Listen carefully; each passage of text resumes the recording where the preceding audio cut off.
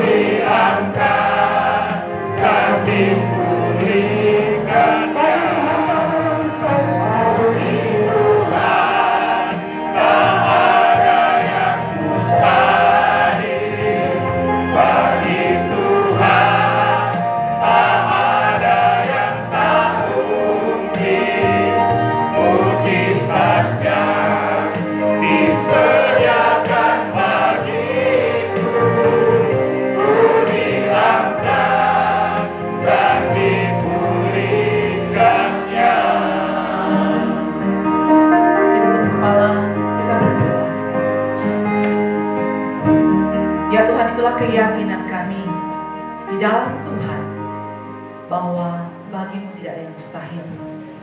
Hidup kami mungkin boleh dikatakan dalam kemustahilan, tetapi di dalam Tuhan tidak ada yang mustahil. Ketika kami yakin, ketika kami percaya akan janji firman-Mu yang ya dan amin Tuhan, kami mau percaya kepada Tuhan. Untuk itu Tuhan, saat ini kami mau membuka bagian firman-Mu. Kami mau belajar firman-Mu. Kami mau dituntun Tuhan. Kami mau diteguhkan Tuhan dengan kebenaran firman-Mu. Sehingga keyakinan kami, iman kami Tuhan tidak akan goyah. Kami tidak Tuhan mudah jatuh Tuhan. Kami tidak mudah mengasihani diri kami. Tetapi kami semakin mengasihi Tuhan. Percaya dan mempercayakan hidup kami ke dalam tangan Tuhan. Berbicaralah Tuhan bagi kami semua, lihat hamba-Mu yang sangat terbatas ini Tuhan. Bukalah hati kami semua Tuhan, supaya benar-benar firman ini menjadi firman yang hidup, yang akan terus menuntun kehidupan kami. Di dalam nama Tuhan Yesus Kristus, kami terus memohon pertolongan dan pimpinan Tuhan. Amin. Ya, shalom bagi kita semua. Shalom Tuhan. Shalom. Ya, damai di hati bagi kita semua. Itu yang kita rindukan ya. Ya, kita semua merindukan ada kedamaian di hati kita, ada sukacita di dalam kehidupan kita. Tetapi kadang-kala damai, sukacita itu hilang, ya, hilang. Kenapa bisa hilang? Ya, kita mau lihat bagian firman Tuhan untuk membuat kita bagaimana hidup di dalam sukacita, hidup di dalam damai sejahtera, sekalipun ada yang membatasi kita. Tapi di dalam Tuhan, sekali lagi, sebagaimana pujian tadi mengatakan, tidak ada yang amin. Amin. Si Tuhan, suaranya menggema dan kita yakin kita. Mari kita membaca bagian firman Tuhan. Kita baca di dalam kitab Lukas pasalnya yang ke-24. Kita akan membaca bagian yang terakhir. Lukas pasal 24. Bagian yang terakhir, ayat 50 sampai ayat yang ke-53. Lukas 24 ayat 50 sampai yang 53. Kalau kita sudah menemukan, saya akan membaca sampai ayat yang ke-51, 50-51. Saudara-saudara sekalian akan membaca ayat yang ke-52 dan ayat 53. Ya, saya baca 50-51, saudara-saudara baca 52-53. Dengan judul Kenaikan Yesus ayat 50. Lalu Yesus membawa mereka keluar luar kota sampai dekat Betania. Di situ ia mengangkat tangannya dan memberkati mereka. Dan ketika ia sedang memberkati mereka, ia berpisah dari mereka dan terangkat ke surga.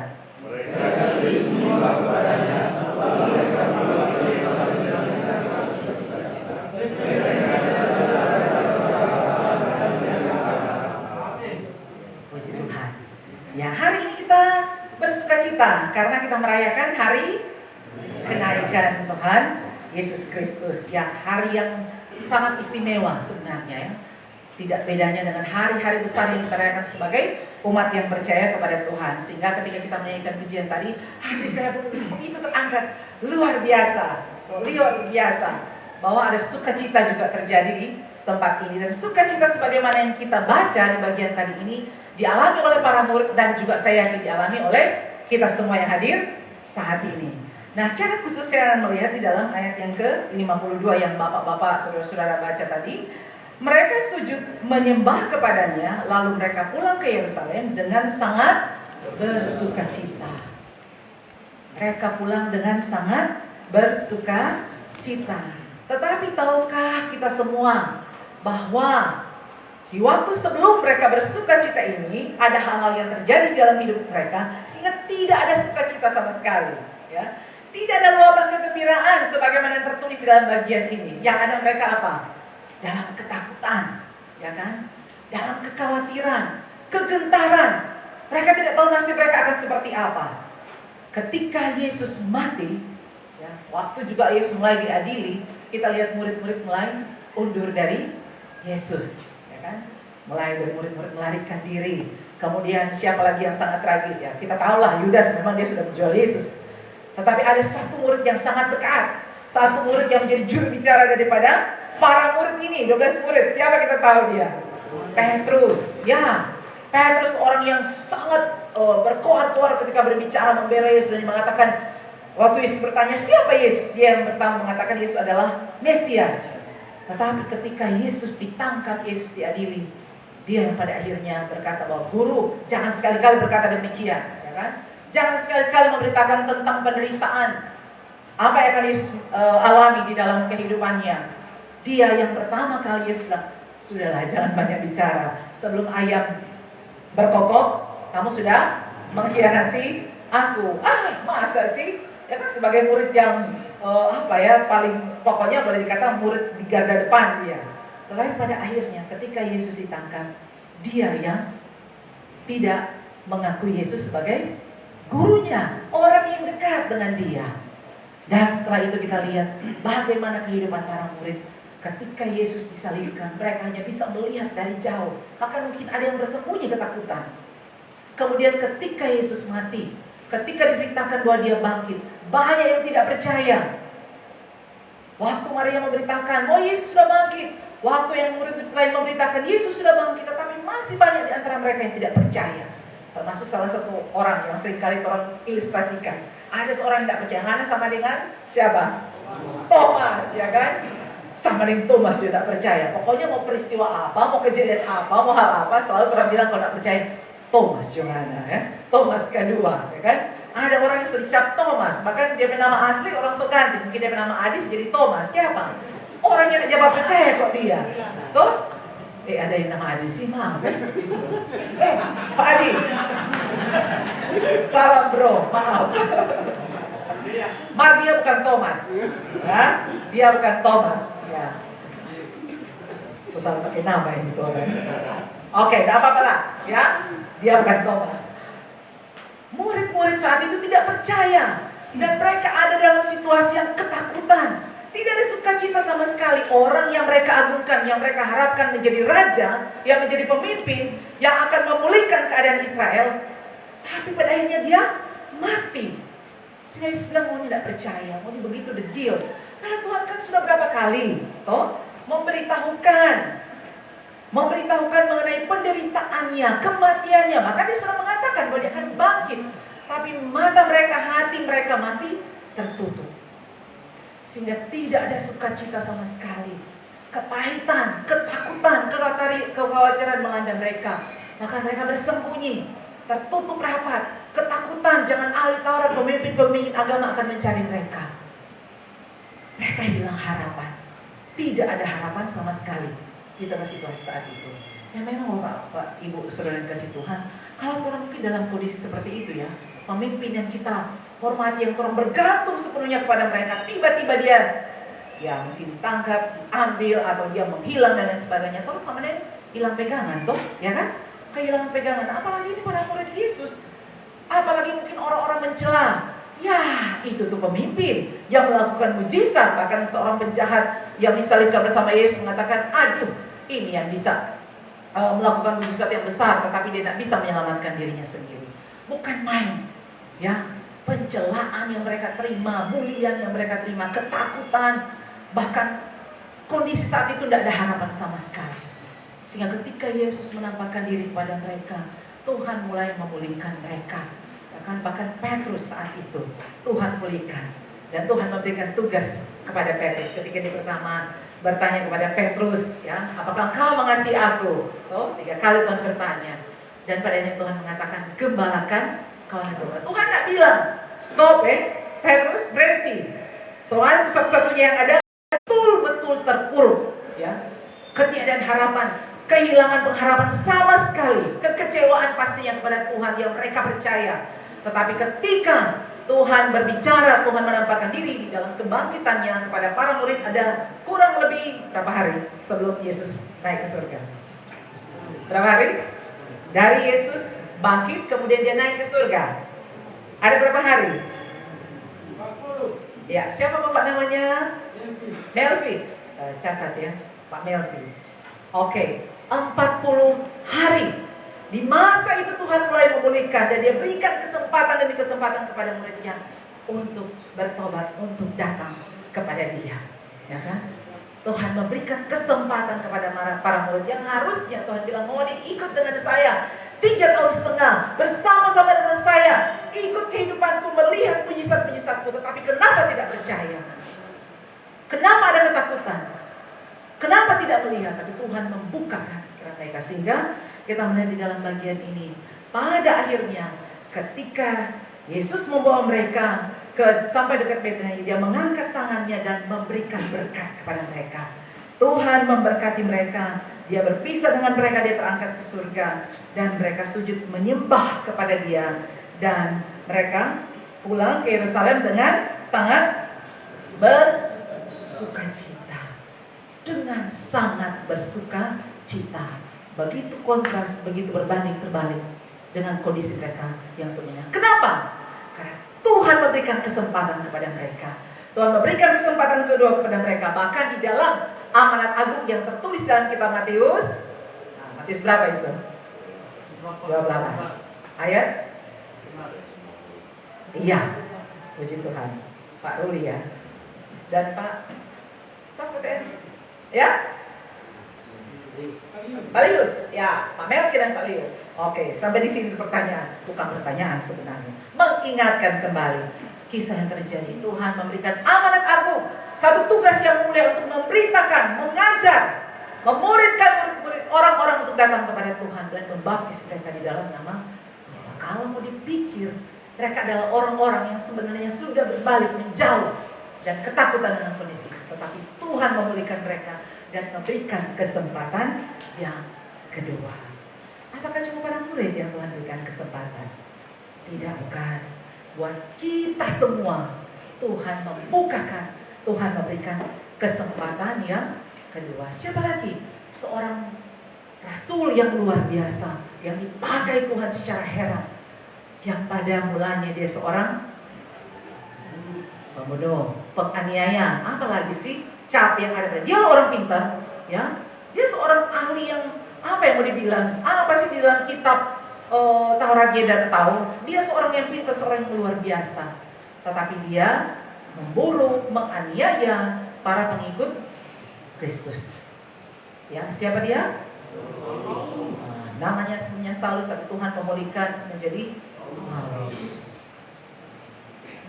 Hidupnya itu boleh dikatakan kalau masuk penjara suka bakal penjara kan kalau diadili kan, ya kan? Hidupnya itu betul-betul kalau di dalam ukuran secara kehidupan kekristenan, kerohanian, bahkan bukan cuma ukuran itu, dia boleh dikata seorang yang sangat-sangat apa ya, penjahat kelas kakap. Karena dengan brutalnya dia memburu. Saya pernah bikin drama dengan anak sekolah minggu, guru-guru sekolah minggu di acara ibadah anak sekolah minggu, dan mempresentasikan sedetail mungkin mirip dengan gambar hidupnya sekarang bagaimana kondisi saat itu. Paulus memburu para pengikut Tuhan, pengikut Yesus itu berteriak-teriak ketakutan dan sebagainya, sampai anak nangis. Bahkan orang-orang dewasa menangis melihat kondisi itu. Itu ternyata yang terjadi. Dan luar biasa apa yang terjadi pada Paulus. Tuhan mengubahkan dia, Tuhan memulihkan dia, dan Tuhan memberikan kesempatan yang kedua. Bahkan dia menjadi seorang rasul yang dipakai Tuhan luar biasa. Ya, mungkinkah? Kalau mungkin ada pada saat kita saat ini, kita bertanya pada diri sendiri, pada diri kita mungkin akan berkata, tidak mungkin kita Tuhan mau pakai. Mungkin tidak? Mungkin ya. Amin. Amin. Yakin? Yakin. Kita tepuk tangan untuk Tuhan. Kalau sebagian korban semua amin aja. Ya kan? So yakin? Kenapa kita punya keyakinan seperti itu? Bisakah saya seperti Paulus? Bisa nggak ya? Mungkinkah? Orang mungkin mengatakan saya adalah sampah masyarakat. Kita nggak usah tutup mata, tutup telinga terhadap hal itu ya. Memang, ya cap yang diberikan kepada kita. Tetapi Bapak Ibu Saudara, seorang sampah yang luar biasa seperti Paulus yang luar biasa kejamnya. Maka dia menyaksikan sendiri, bahkan dikatakan oleh firman Tuhan dia menyetujui. Kalau saja waktu diputar kembali, kita tidak akan mau bikin seperti itu. Ada penyesalan terbesar. Kalau boleh. Tapi Bapak Ibu Saudara, bisakah waktu diputar kembali? Tidak. Waktu tidak akan pernah diputar kembali. Kalau tidak akan bisa kembali ke waktu yang lama. Kemarin pun, 1 menit pun, kita tidak akan pernah kembali ke waktu itu. Waktu akan berjalan cepat ke depan. Kita yang mengejar, ngos-ngosan dengan waktu yang ada. Kita berlari. Aduh, seandainya kita cepat bergerak. Seandainya saya melakukan ini, seandainya saya berbuat ini. Tapi kita tidak akan pernah mengejar waktu yang ada. Kita tidak bisa memutar waktu ini. Roda kehidupan ini tidak bisa diputar kembali. Yang ada waktu ini berputar. Sehingga Tuhan tahu. Tuhan tidak perlu memutar waktu kehidupan yang ada untuk menghindarkan manusia untuk jatuh di dalam dosa. Tetapi yang Tuhan buat di dalam kasih-Nya, Dia memberikan kesempatan yang kedua lewat kasih-Nya kepada kita manusia. Sehingga tadi terus mengatakan Tuhan Yesus mengasihi saudara. Ya, Bapak Ibu Saudara, Tuhan Yesus mengasihi saudara. Harganya apa? Setiap kita harganya seharga darah Yesus Kristus. Setiap kita adalah seharga penebusan dari Yesus Kristus. Melalui pengorbanannya di kayu salib, Dia menawarkan kesempatan kedua bagi seorang penjahat yang disalib. Oh, ada kesempatan kedua yang Tuhan berikan. Tuhan berkata, hari ini juga engkau ada bersama dengan aku di Firdaus. Orang berharap kalau boleh putar lagi, tapi mereka tak lihat ke depan. Jalan tak bisa kembali, orang tak bisa putar balik lagi ke belakang. Orang harus yang maju. Dan bagaimana orang bisa maju? Sedangkan penyesalan, ketakutan, pengharapan sudah hilang di dalam kehidupan kita. Hanya satu-satunya jalan di dalam nama Tuhan Yesus Kristus. Tidak ada jalan yang lain. Hanya di dalam nama Tuhan Yesus Kristus. Tidak sedikit orang menunjukkan penyesalannya dengan cara yang salah. Tetapi penyesalan itu sebenarnya adalah satu kesempatan dan anugerah yang Tuhan berikan bagi kita untuk datang kepada Dia, untuk duduk di bawah kaki salib-Nya. Kesempatan kedua selalu tersedia bagi kita. Saudara, selalu ada kesempatan kedua. Banyak orang sudah hilang harapan. Yang menghalangi kesempatan itu kita. Ya sudah, sebegini mau kita mau bikin apa lagi? Sudah ada harapan. Ya, seorang bapak,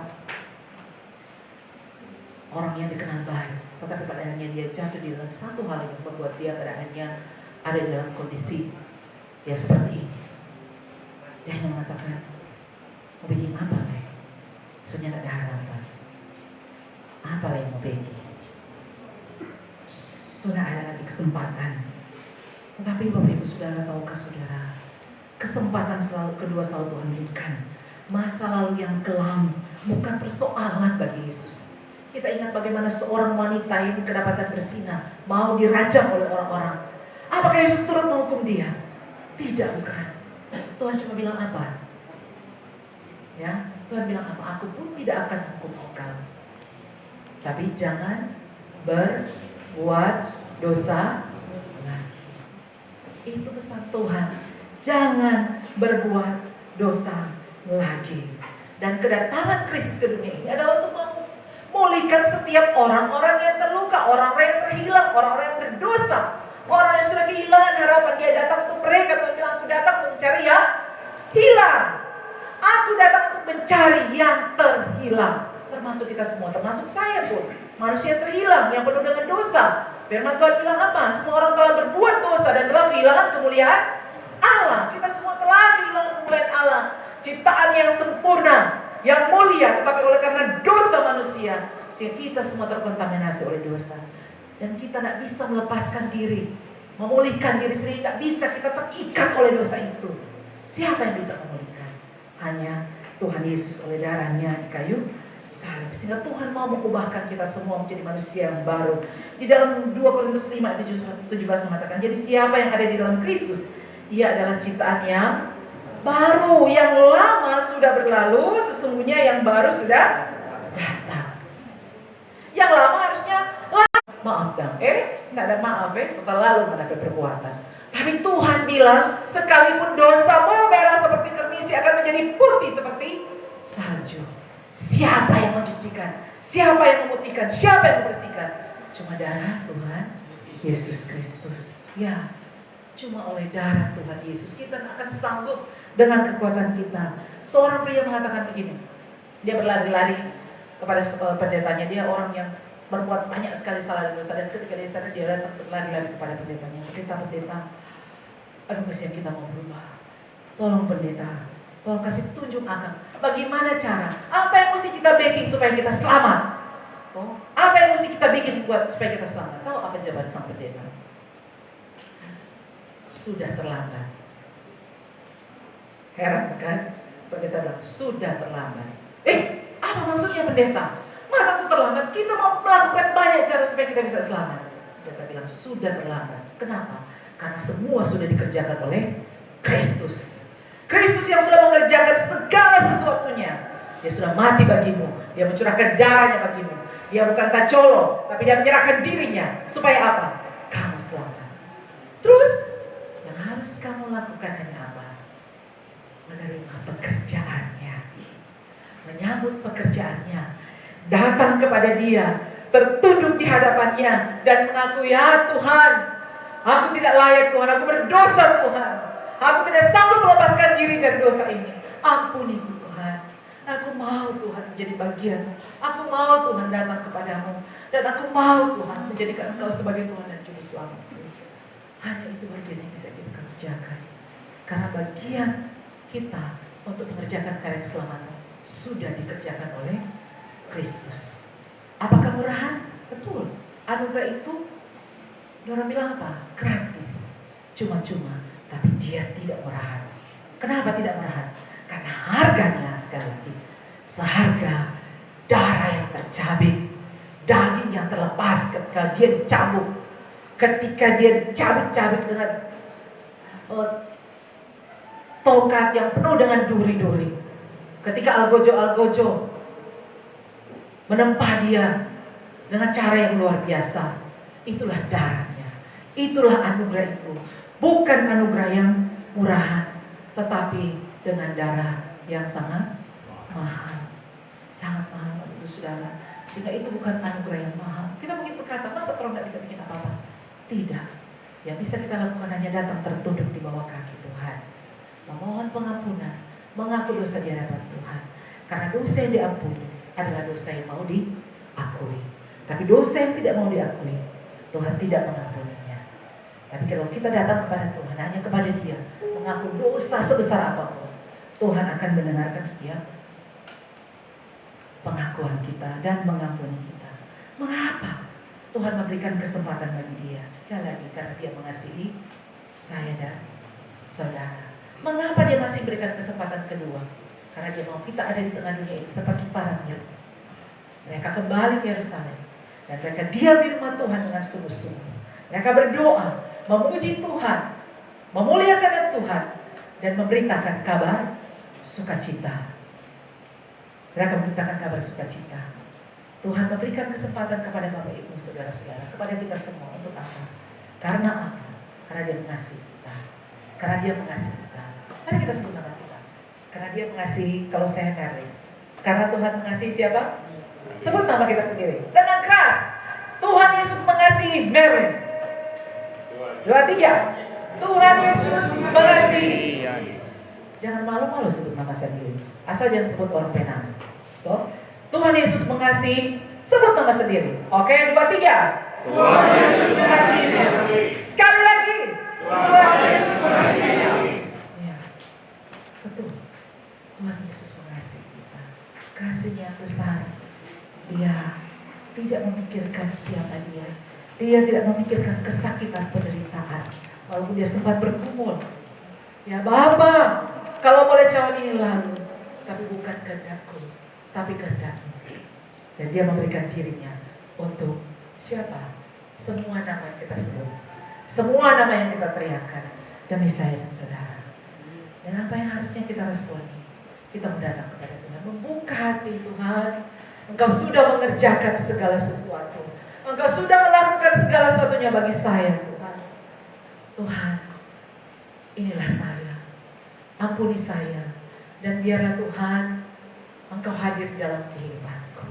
Engkau hadir di dalam kehidupan saya. Musim kehidupan kita boleh berganti, tapi Tuhan selalu menolong kita. Hari demi hari boleh berganti. Dalam kesendirian, di dalam kekecewaan, di dalam kesepian, tapi Tuhan tidak pernah membiarkan kita. Mari buka hati kita, biar Tuhan tinggal di dalam kita, mengubahkan, memulihkan, membalut setiap luka, bahkan membuat kita percaya bahwa Tuhan sanggup menghapus, memutihkan setiap celah dosa yang ada dalam kehidupan kita. Kita nyanyikan pujian, Tuhan selalu menolongku. Di dalam perenungan kita ingat bahwa Tuhan itu baik. Tuhan selalu menolong kita, tidak pernah dia meninggalkan kita. Mari kita ambil kesempatan kedua yang Tuhan berikan untuk terus hidup memperkenankan hati Tuhan.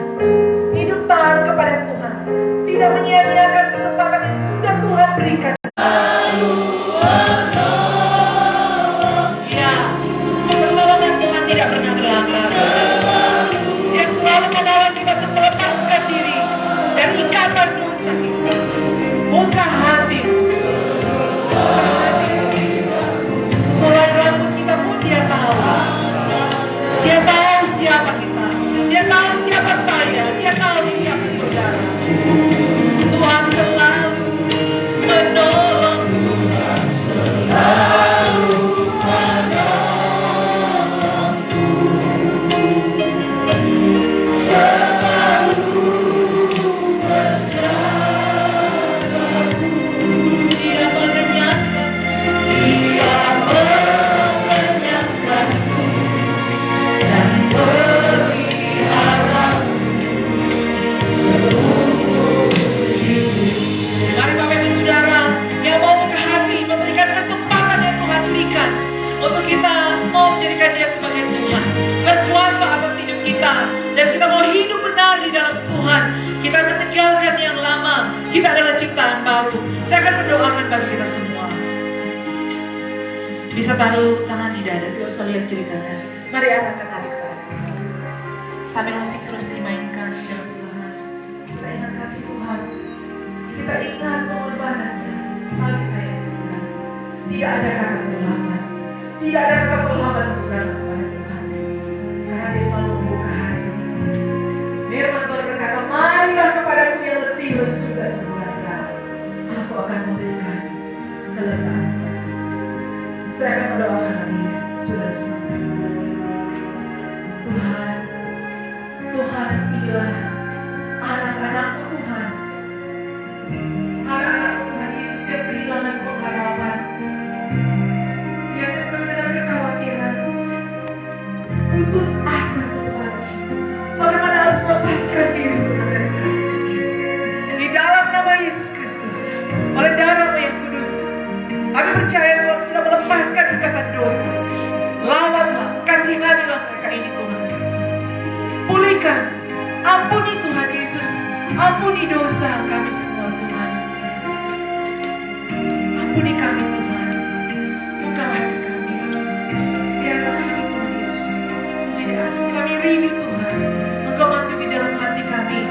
menjadi Tuhan dan Juru Selamat pribadi. Tuhan, tolong kami di tengah ketidakberdayaan, di tengah harapan yang hilang. Engkaulah satu-satunya harapan kami. Engkaulah Tuhan kami. Engkaulah Juru Selamat kami. Dengarkanlah seruan kami. Jadilah Tuhan. Kuatkan dan teguhkan kami Tuhan untuk melangkah bersama dengan Tuhan. Jadikan kami anak. Jadikan kami anak.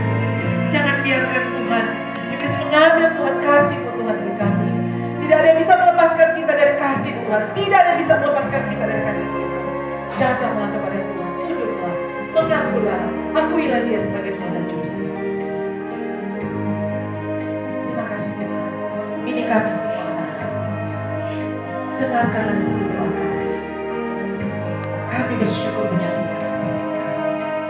Di dalam nama Tuhan Yesus, kami berdoa. Tuhan selalu menolong. Tuhan selalu menolong. Biar Tuhan menolong. Tuhan selalu menolong. Tuhan selalu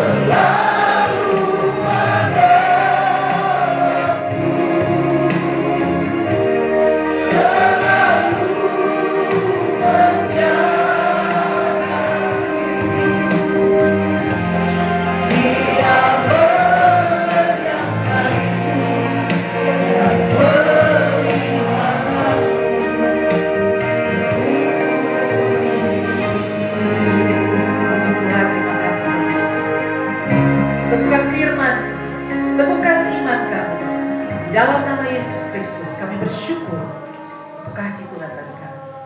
Amin.